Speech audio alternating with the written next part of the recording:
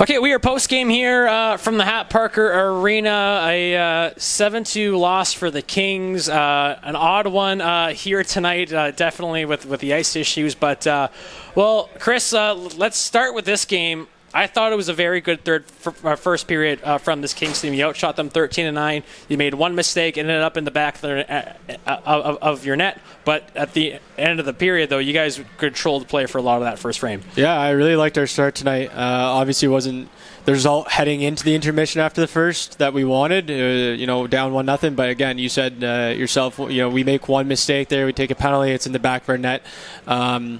I thought, our penalty kill was off tonight, and we weren't clicking our box from a box into a diamond, and for whatever reason, we just weren't picking up on that. But yeah, I really liked our start. Again, in the past, we've responded well after losses. Tonight, we started off really well, and the guys were moving their feet. We were connecting on passes. Our forecheck and our ozone play was actually really good, and it started off pretty good for us. And it carried over into the second period. You guys had another good start in the second, and got that game-tying goal from Brendan Giles. Yeah, it was, again, right off the hop there, we said, stick to the process, stick to the game plan, and eventually we're going to wear them down, and something's going to go in for us. We had a lot of shots. We were getting in front of their net. Their goalie was letting out a lot of rebounds, and we said our message was get to the front of the net, good things are going to happen, and obviously Beardo made a good play there, and Giles got rewarded and got to the front of the net and banged in a nice one there. And then it seemed like after that, it felt like Nanaimo kind of stepped up their game. They kind of woke up, they stepped up their game, and it felt like the Kings couldn't match that.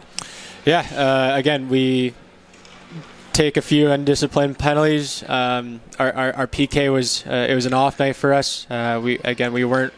We weren't prepared to counter what they were throwing at us. I don't think they were doing anything that special. We were just, in previous games, our PK has been pretty dialed in, and tonight we were off, and it seemed like every single time they shot the puck, it found the back of our net. So.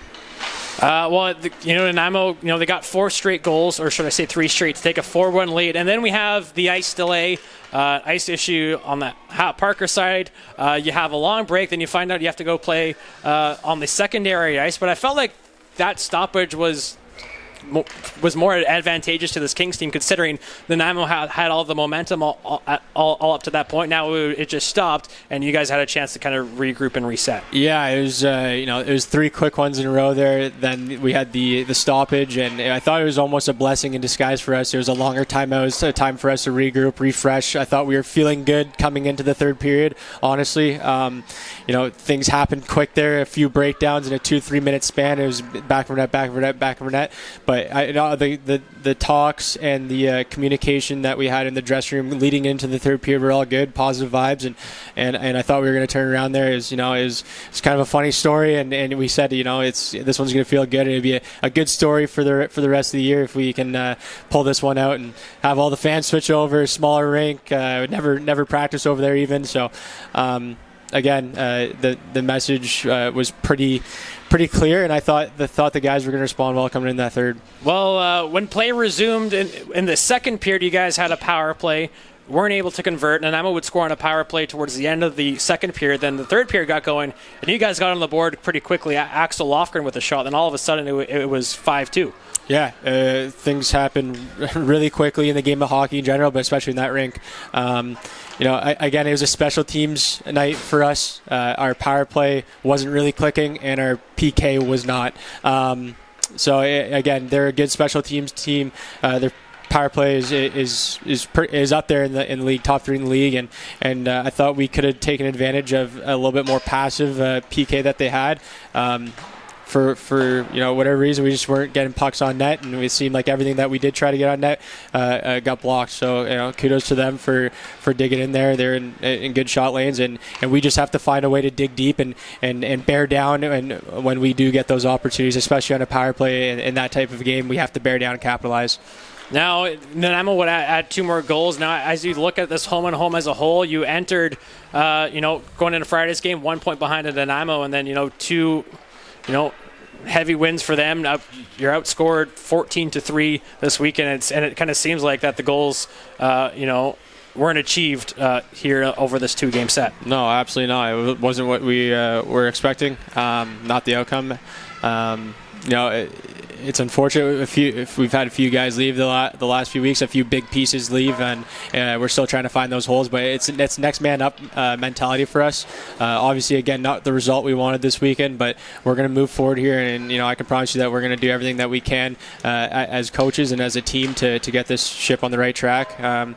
And yeah, we're gonna go back to the drawing board on Tuesday here. We told the guys, come ready to work, because there's a lot of work to be done, and we're just gonna keep on plugging away here. Now you got 4 more games left on this homestand, and I've been saying this the whole month of this home stretch here is so important in turning the season around. And yeah, you got 4 games left, but obviously it seems like there's a lot more work needed to be done. Yeah, again, we're going to go back to the drawing board. We're going to have a really good week of practice. We got to make a few tweaks here and adjustments, and to put us in a better spot, an advantageous spot moving forward. Again, we're gonna make a few adjustments here and have a good week of practice. Go over some video, individual and team video, and again, we're going to have to try to fill these holes moving forward. It's going to be next man up mentality. Guys are going to have to step up here moving down the stretch. It's a huge 4-game stretch for us, but we have to take it one game at a time, focus on each game, focus on each period, and from there, hopefully the results take care of itself. What's the biggest thing that needs to happen for this Kings team to start to have success? I think it's just believing in ourselves. We've had guys moving in and out, but at the end of the day, we're a family here. We got to look to the guy left of you, look to the guy right of you, and we got to believe in one another. We got to believe in the process and in the plan that's put in front of us. We got to buy into it, and then at the end of the day, we just have to believe in each other. Well, Kings back in action Friday at the HAP, 7 o'clock puck drop. Kids 12 and under get in free when accompanied by a paying adult, thanks to Sunshine Coast Health Center as they take on the Alberni Valley Bulldogs this weekend. Chris, thanks for your time here. Postgame. Thank you very much.